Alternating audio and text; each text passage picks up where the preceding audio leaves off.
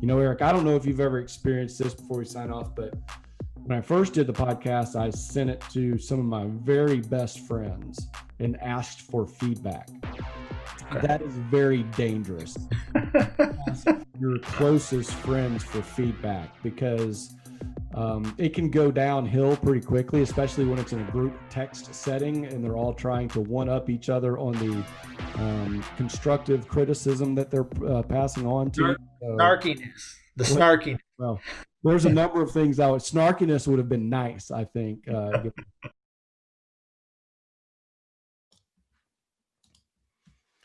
Hello, everyone, and welcome to Harbor Time Strategy Talks. This is Colin Harbor, and it's December 2020. 2021 is right around the corner. I know we're all very excited about that. I know that I am. You know, I'm sure everybody's ready to put this year behind us. There has been a lot of bad things that have happened this year. A lot of people who have been impacted forever. A lot of challenges for businesses. A lot of challenges for individuals. I know that it's been tough for everybody. It's been tough for me. But I want us to really focus on the future. I want us to focus about things that we can change and that we can plan for and that we can do. So let's keep our eye on the future as we move forward. I recently had the opportunity to visit with Eric Miller of the National Association of Mortgage Field Services. We focused on several topics ranging from association management, how to work with nonprofit boards, how to work with committee members, developing strategies that impact industries, even individual strategies, business development and marketing strategies. So it was a lot of fun. As a matter of fact, this particular session is going to be broken into 2 episodes. I'm not sure when the second one will be released, but right now we're going to release the first part of the conversation. You know, association management is something that's probably just this weird thing to a lot of people. A lot of people are part of professional associations or trade associations, but what really is an association and what does it mean for us? There's currently over 92,000 associations in the United States, and that information is actually a little bit dated. So I think there's probably a lot more than that. So why do associations exist? I found a good definition or a good reason for that on Wikipedia, which I go to a lot, but the role of a professional associations have been variously defined.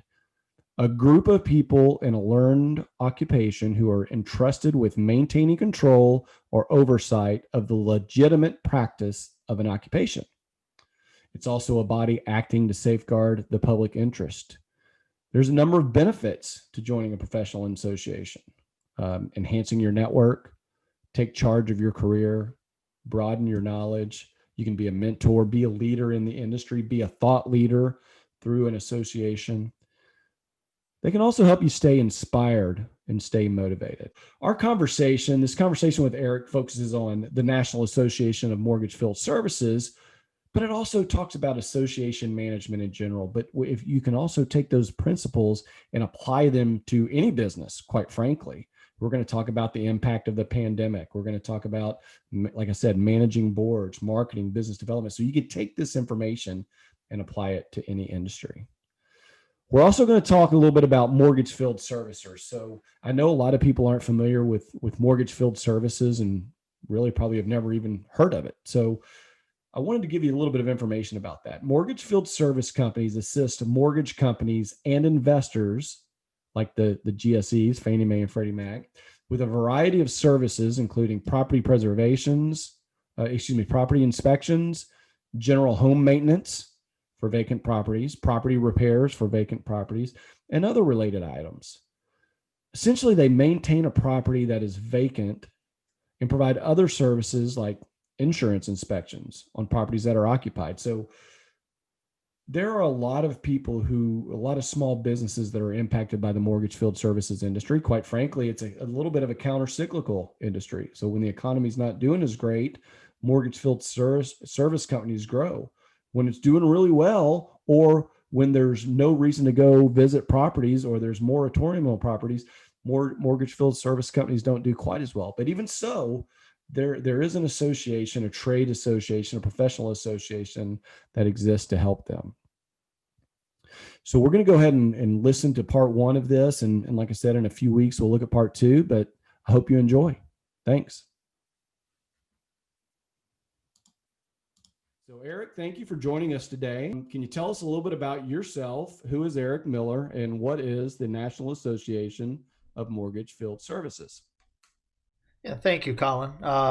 Thanks for having me. I really appreciate the opportunity to kind of come on to your Harbor Time Strategy Talks and kind of share a little bit about the association.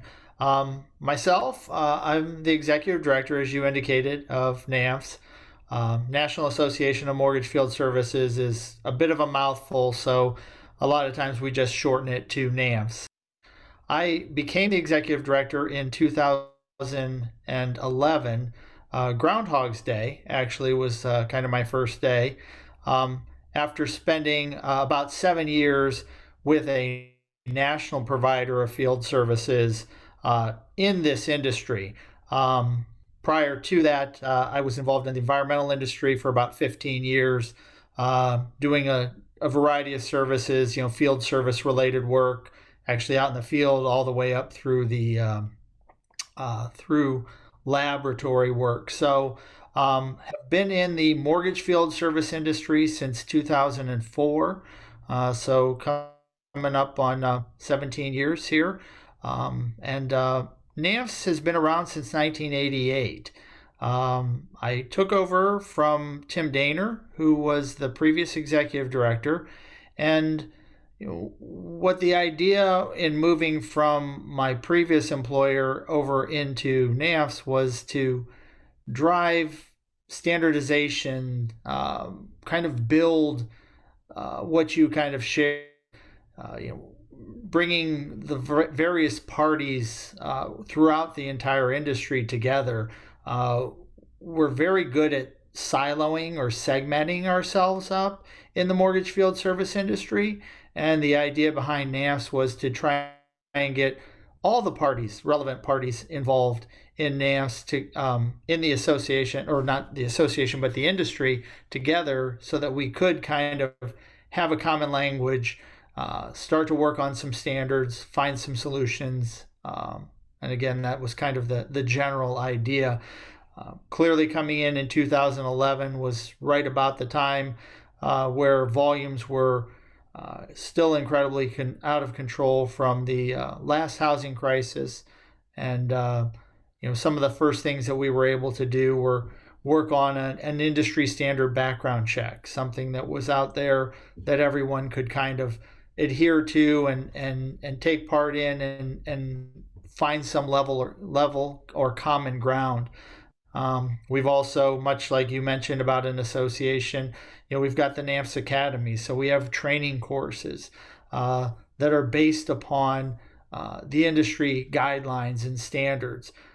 We don't necessarily go into how X company or Y company wants to do it, but we really do kind of talk about what the service is, what the service level expectation is.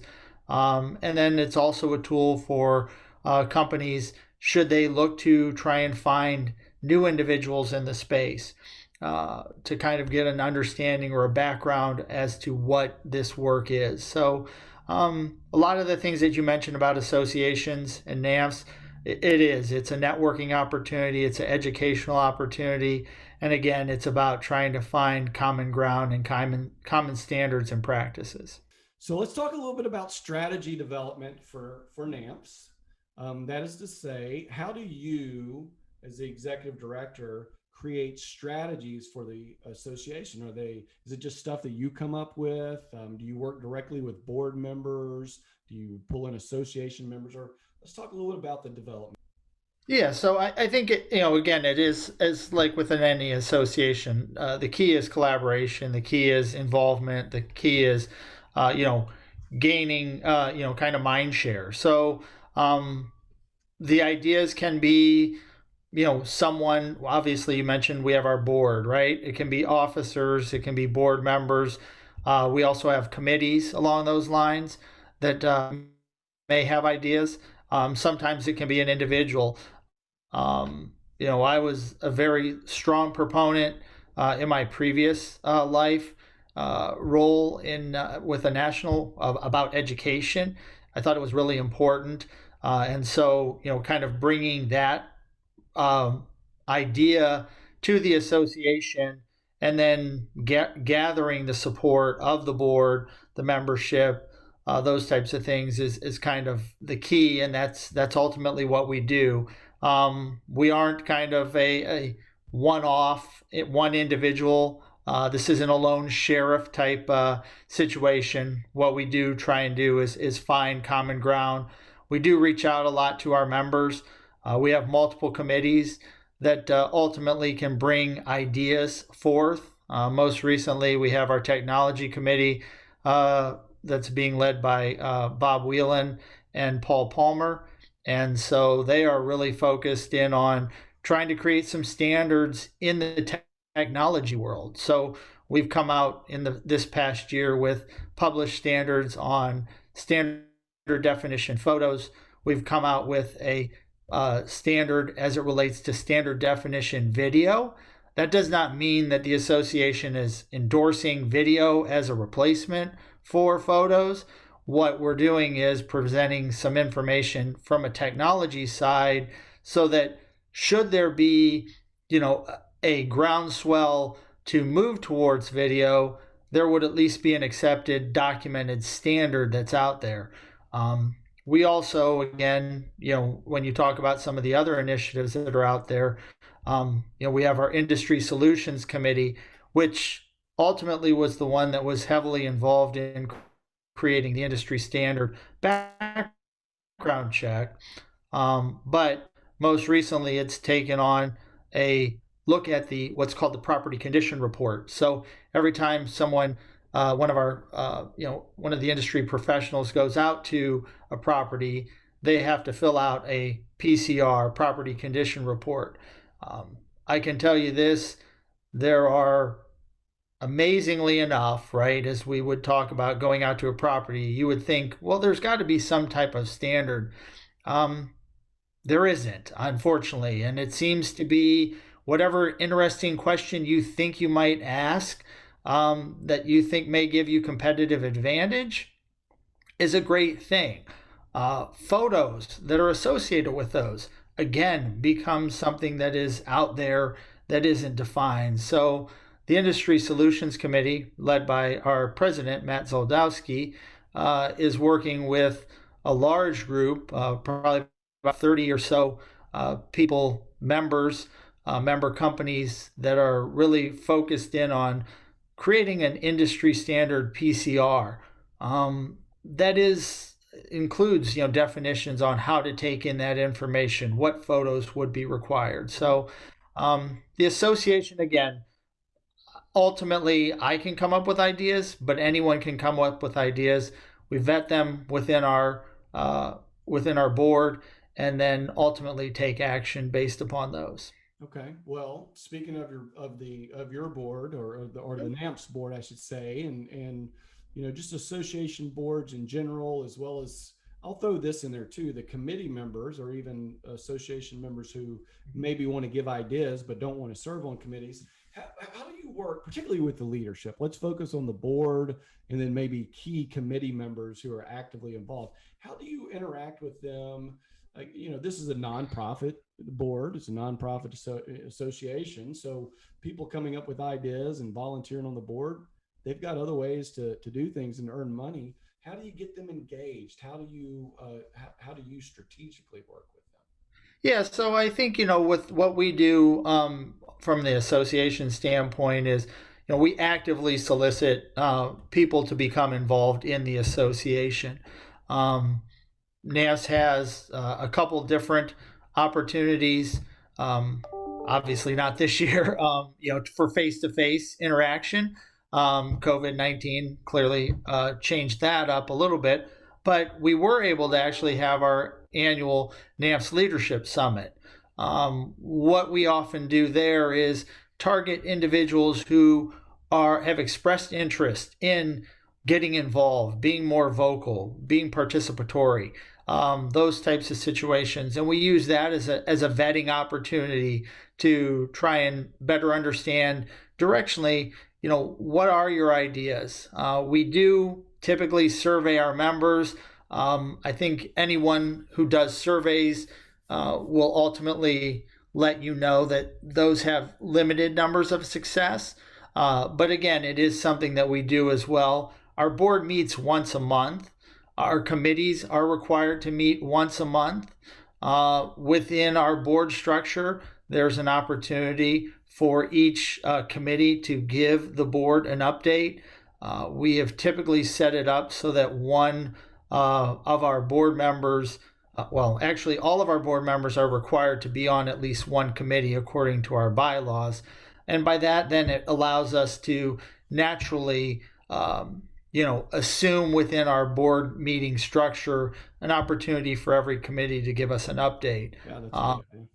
That committee then can also, at that point, bring items forth on the agenda that it would like to have the board consider. And so, much like I mentioned earlier, we did have that with the technology committee where the board ultimately approved those standards. The technology committee did a lot of work on it, but ultimately the board has to approve it, and then that's ultimately how it goes out. From my standpoint, again, lots of emails, lots of phone calls, um, you know, from members, from the board, from committees. We do. We've most recently started to use Verbella as our opportunity for our board meetings versus just kind of standard conference calls that we typically would engage with. The Verbella platform, there's obviously a virtual reality avatar. We're able to share screens without kind of the screen share that necessarily Zoom and or Google Meet or whatever technology utilizes. So And it's a real good opportunity. yeah, I can tell anybody who's listening to this because I've met with you in the Verbella environment, and obviously we're doing something separate from this for NAMFS right now as part of I guess you could call it a seminar. But if you haven't gone into the Verbella environment or a similar environment for a professional reason, I think it's kind of neat. It gives an added touch. Like Eric said, you create an avatar. They've got meeting rooms, they've got private rooms, they've got music venues. We're actually, so when I say we, me and an associate, Justin Rand, are actually presenting a 3-part series to the NAMFS membership over several weeks, where we're actually in a room within the virtual environment. And I'm not a gamer or a streamer, but it kind of makes me feel like I'm doing that professionally, right? Because you're interacting with people, you're talking with them, their avatars, you're waving. It's just a really neat environment. And I think that's something strategic that you have done, that NAMFS has done, Eric, quite frankly, to try to add value to the members. I hope that the members take All right, advantage. So Eric, one of the things that you and I have talked about is really related to the industry. A couple of weeks ago, and I've referenced it, Justin Rand and I are presenting to the NAMFS membership a 3-part series on operations, technology, and business development and marketing. And from a technical standpoint, one of the technology standpoint, one of the items that Justin mentioned in his presentation last week was, companies need to decide if they want to be a resource or a disruptor, within the field service industry. And I know the NAMFS membership has very large organizations with business development and marketing professionals, dedicated people trying to develop business, all the way down to literally individual contributors or right. Up to mom and pop shops and mid-sized companies. Along those same lines of resource versus disruptor, I mean, how does a field service company, what do they need to be thinking about to get business? Because I think this can apply to a lot of industries from a strategic standpoint. Do you just sit around and wait for people to send you orders, or how do you aggressively pursue business, or how do you create new markets, new ideas within field services? So let's talk a little bit about that and maybe how your industry is handling that. Sure. So again, I think in the conversation and as part of our annual conference, one of the very, very important things for us as an association was the last session of every single conference day that we had, where it was focused on diversification. One of the things that we see as an association is, you know, there's a finite number of amount of work that will ultimately go through a default mortgage cycle. Clearly, the goal is to have no default, right? There will always be some, but there's not going to be 10 to 15 to 20% default. If there is, we're in a world of hurt as a country, as a nation. Sure. So the reality is, you always have to be looking for what is something else that's out there. Traditionally, we've looked at, trying to get people into what we would call the retail space. So, hey, if I can remove junk, from a home that's vacant, why can't I compete with a 1-800-GOT-JUNK, where I end up cleaning out someone's home that happens to be there? That was another reason why we liked the industry standard background check, was it provided a level of security as far as people would like to do that. What the key is really what you mentioned, is how do I market myself? And what are the steps that I need to take? Because traditionally, I do just have to wait until a national gives me work. Well, that's great when there's always work to be had, but in the interim, there's something else that's out there. And so what are those? That doesn't mean that, hey, you're going to be able to go out and do major repairs if that's not what your skill set is, right? So the first thing you have to do is really define and know what your business is. Sure. And then from there, take the next steps. Could it mean that you do lawn care only? Certainly. I mean, I can tell you this. I had many conversations with members that I said to them during the crisis, we're finally in gated communities doing, property preservation services. If you do a great job, that next door neighbor, they're in a gated community. They might hire you to just cut the grass. And wouldn't that be a great opportunity? So I think that's a hard thing. That's a hard lesson. A lot of times the growth target, I'll say, for lots of members, regardless of what size they are. But essentially, we're talking about a gig workforce, a gig economy, if you will, right, well before that was created, well before Uber or any of the other gig type work that we know about now. So, a large national, as you referred to them, gets a bank with a mortgage servicer, then they either parse the work out through regionals or, super regionals who handle certain states, or then go directly to the field to people within certain zip codes or counties to do the work. So it's all contracted out through a gig type model. And what we're talking about is there's only so many direct contracts with servicers, and again, this can apply to any industry. In some cases, there's only so much direct work. So then what does your next move as a business owner need to be? How do you differentiate yourself? Maybe you are a super regional where you cover 5 or 6 states. Maybe you have a little bit better pricing or a little bit better service. Maybe you focus on one service, lawn care, like you said, or trash removal, or, fill in the blank. And we're just making up stuff here as we go. But, like you said, there's other industries, there's other ways to go. Commercial versus just residential, retail, like you mentioned. Are there other types of inspections you can do? Are there other types of companies you can target with your skill set?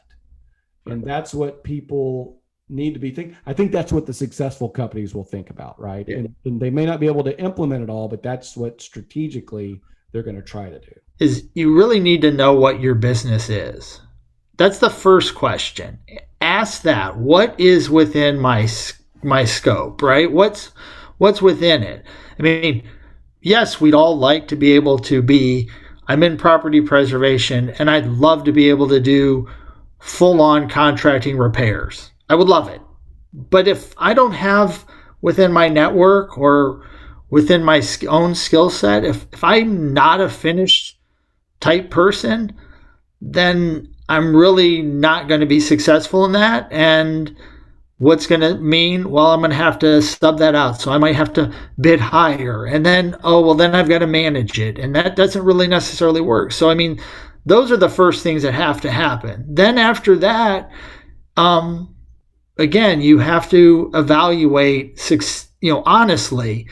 You can't jump into the deep end, to use one of those silly pool references, right? But you also can't just put your pinky toe in and go, oh, I don't like this. You've got to try and commit to it, and there's got to be a strategy around that. And those are things that really have to happen. It has to be mindful, it has to be thought out, and it has to, you have to put some kind of play into it. Versus, hey, I just make it happen. Sometimes that's going to work, but lots of times it's better to work together, work through a strategy, have a playbook. Sure. I mean, and that's like what we talked about during the technology presentation. Again, you can be a resource or a disruptor. And this was, of course, related to what type of technology to develop. Do you take in an off-the-shelf system, or maybe do you develop a proprietary technology? And neither one of them is necessarily better than the other. It's more about what you want to be as a company, what markets you want to target, how you want your day to look like, your week and your month. And you have to make those decisions. Like I said, you have to be mindful about it. You have to think about it. You have to play it out. You have to strategically plan it and then go for it. And then stay committed to it. And again, not everybody is going to be the large national, and I'm not going to throw out names here, but they're not going to be a large corporation serving all 50 states and the territories. That's okay if that's not your business model, but it doesn't mean you can't add value. It doesn't mean you can't strategically build a business and grow a business, right? So you just have to make those decisions, think them through, and then implement. So thanks for joining us today. I hope you enjoyed this episode. Don't forget to subscribe to the podcast or subscribe to the YouTube channel. I appreciate any comments and feedback that you can provide. And if you don't want to subscribe, at least you can leave a like. It really helps get information out about the podcast, and I think it can help others as we grow. So I appreciate your feedback. I appreciate your support, and have a great day. Thanks. Bye.